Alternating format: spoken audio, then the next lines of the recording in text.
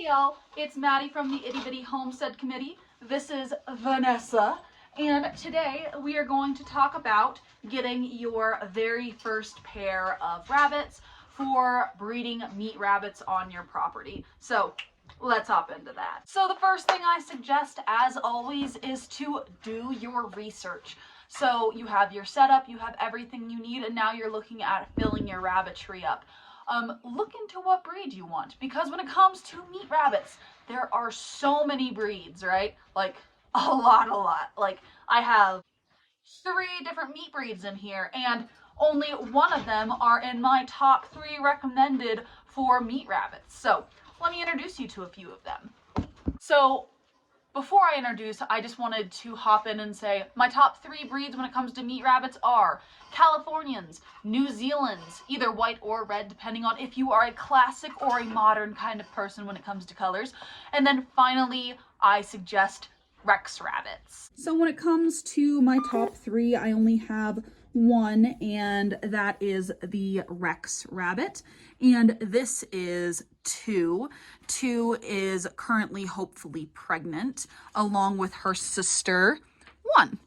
And these are in my top 3 recommended. My other breeds of meat rabbit in here are Champagne d'Argents and silver foxes. Hello, it's Editing Madison, and I just wanted to bring up that the reason that I'm not recommending silver fox or Champagne d'Argents in a breeding program quite yet is because I haven't had them for long enough to decide if they beat out my top 3 that I have worked with before. So stay tuned if you are interested in those 2 breeds and how they do in the next few months. So I'm going to show you my new babies. So this is my unnamed blue silver fox doe. I'm hoping that she is pregnant and is going to have some babies relatively soon, but she still needs a name, and she is super lovey-dovey. Vanessa is also a silver fox. The only difference is one is black and one is blue. Next we have Belle, which is my Champagne d'Argent. And she's not quite as lovely as my new one, but these guys don't know me very well yet. And I'm not going to take her out of her cage because I'm hoping that she too is pregnant. Okay, so I know I'm supposed to be talking about meat rabbits, but y'all.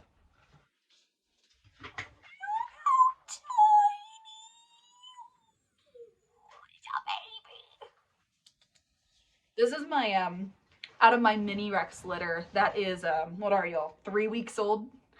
Look how tiny they are. Oh, it's a little handful of love and attention and sweetness.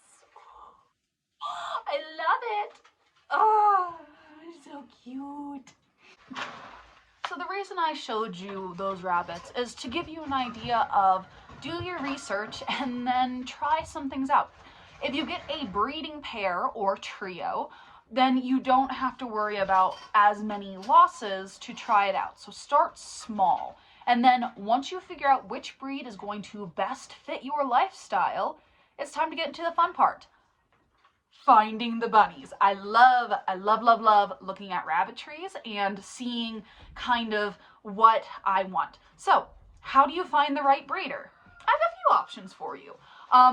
If you want to be to the point and very particular, jump onto the ARBA website and go look for Find a Breeder, right? You can jump onto the website, click Find a Breeder, you can separate it into your state, and you can look at all of the breeds that they have there.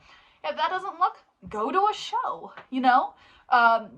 Go see those rabbits in action, find the standard of perfection, the best of the best, talk to the breeders. If they themselves aren't selling anything, then you can talk to them about maybe who in the community is. For instance, if you come to me saying, I want silver foxes, right?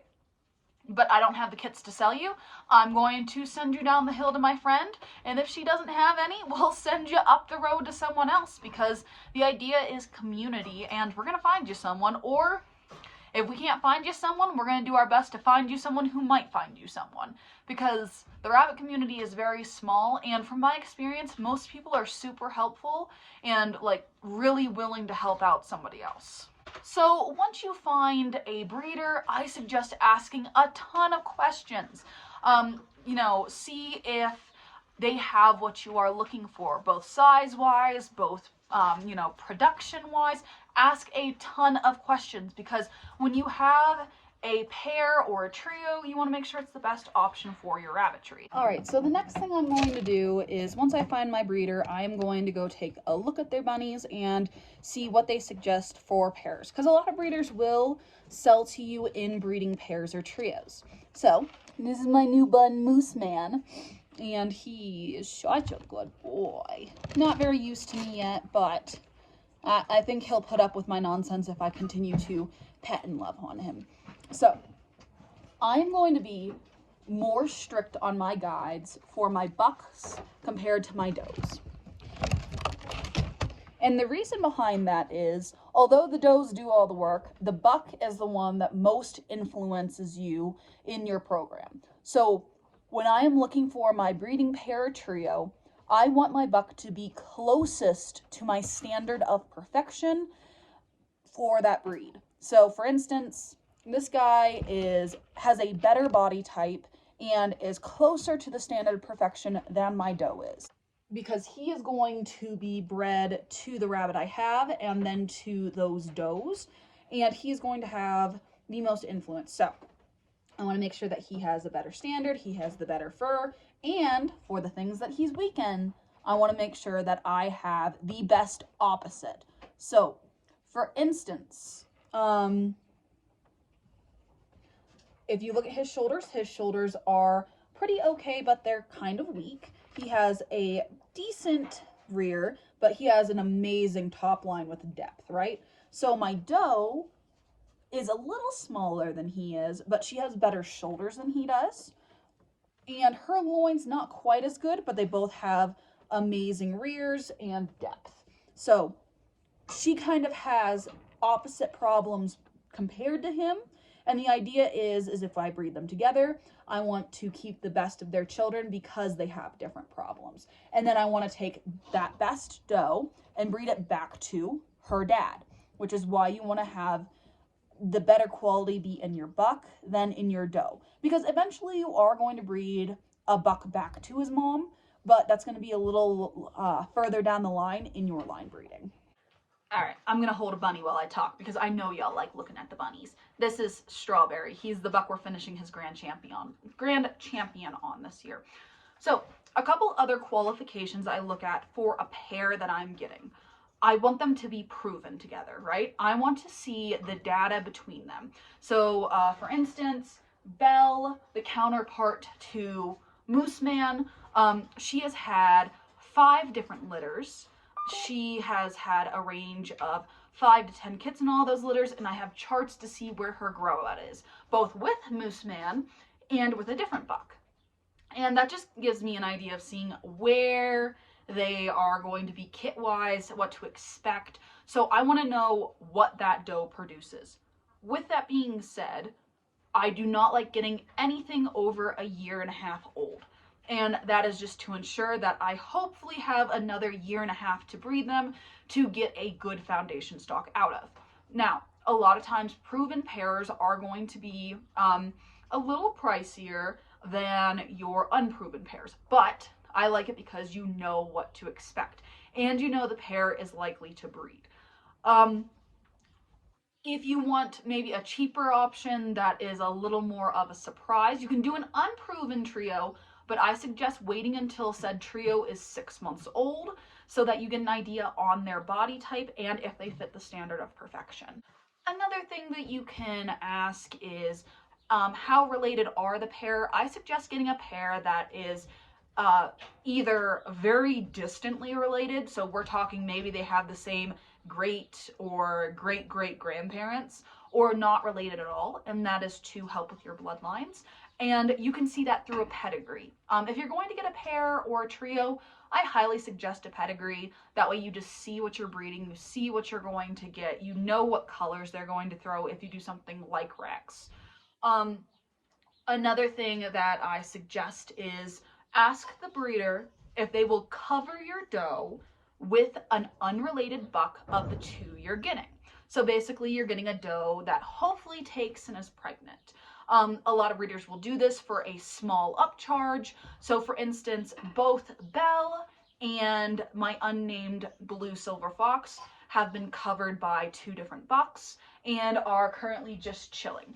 And that's to ensure that I do get maybe a couple babies that I like that are not related to the buck that I brought home. And that helps to improve your bloodlines and helps with your foundation stock. And this is a really great deal, especially if you think litters of 5 to 10 for the price of maybe half of what you're paying for a mature rabbit, you're getting a litter. It's something that I highly suggest. To get your pair or trio, what you can do is you can follow a line breeding chart, right? This allows you to stay small with your rabbitry, slowly grow, and not worry about bringing in new stock and running your prices up. So a lot of people, they want to try meat rabbits and maybe they're not ready for a big procedure yet.